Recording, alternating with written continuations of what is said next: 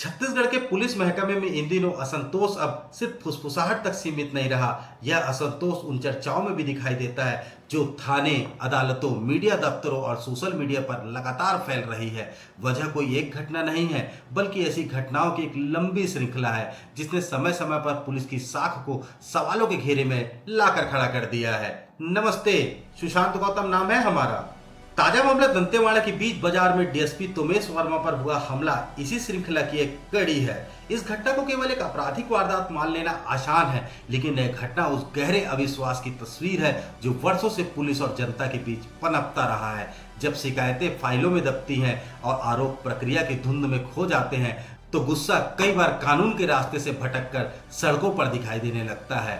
तोमेश वर्मा का मामला कोई अपवाद नहीं है। उनके खिलाफ पहले से ही दर्ज गंभीर आरोप, एफआईआर और लंबी कानूनी प्रक्रिया इस बात को याद दिलाती है कि कई बार व्यवस्था सच तक पहुंचने की बजाय खुद को बचाने में अधिक तत्पर दिखलाई पड़ता है।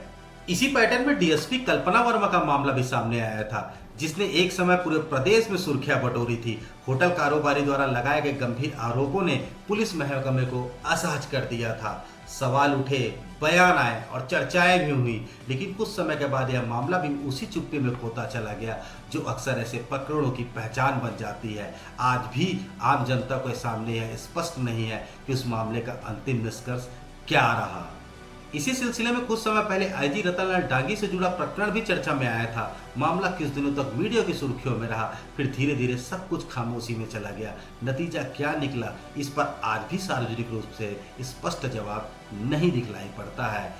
इसी तरह सीनियर आईपीएस अधिकारी पवन देव पर लगे महिला संबंधी आरोप लंबे समय तक बहस का विषय है। सवाल उठे, चर्चाएं हुई, लेकिन समय के साथ मामला सुर्खियों से बाहर चला गया। ऐसी ही कहानी आईपीएस हिमांशु गुप्ता के मामले में भी देखने को मिली, जिन पर लगे गंभीर आरोपों ने एक दौर में मीडिया को और प्रशासन दोनों को हसच कर दिया था।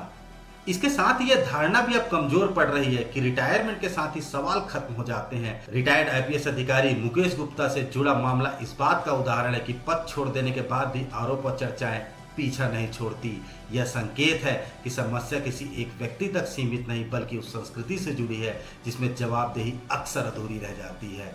अब महकमे के भीतर और बाहर यह चर्चा आम है कि आईजी रैंक के कई अन्य अधिकारी ऐसे हैं जिनके नाम भले ही सिर्फ कानाफूसी तक सीमित हो, लेकिन देर सबर उनकी कहानियां भी सार्वजनिक विमर्श का हिस्सा बन सकती है। इतिहास गवाह है कि जिन बातों को आज फाइलों या गलियारों में दबाई जाती है, वे कल सुर्खियों में लौटकर वापस जरूर आती है। इन तमाम मामलों के बीच आम नागरिकों का अनुभव भी बदलते गए।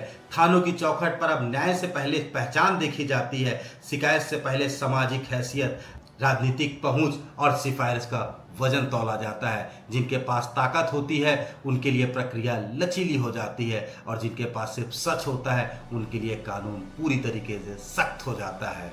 जनता के सवाल अक्सर शोर कहकर खारिज कर दिए जाते हैं, जबकि सत्ता की फुसफुसाहट आदेश में बदल जाती है।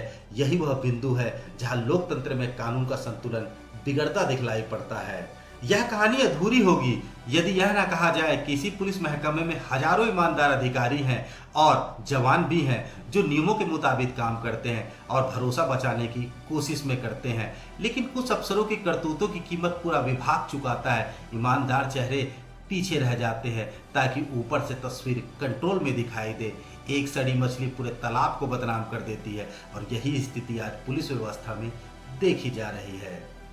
सवाल किसी व्यक्ति से नहीं है, व्यवस्था से है। यह पड़ताल किसी एक अफसर या रैंक या किसी घटना के खिलाफ आरोप पत्र नहीं है। यह उस व्यवस्था पर सवाल है जिसने जवाबदेही को बोझ और चुप्पी को रणनीति बना लिया। यह उस प्रवृत्ति पर सवाल है जहां हर गंभीर मामला कुछ समय बाद जांच जारी है यह कहकर फाइल को बंद कर दिया जाता है। लोकतंत्र में वर्दी को सम्मान मिलना चाहिए क्योंकि वह कानून के प्रतिनिधि मानी जाती है, लेकिन जब वही वर्दी कानून के ऊपर बैठती दिखाई देती है तो संकट सिर्फ पुलिस महकमे का नहीं रहता, वह पूरे समाज का संकट बन जाता है।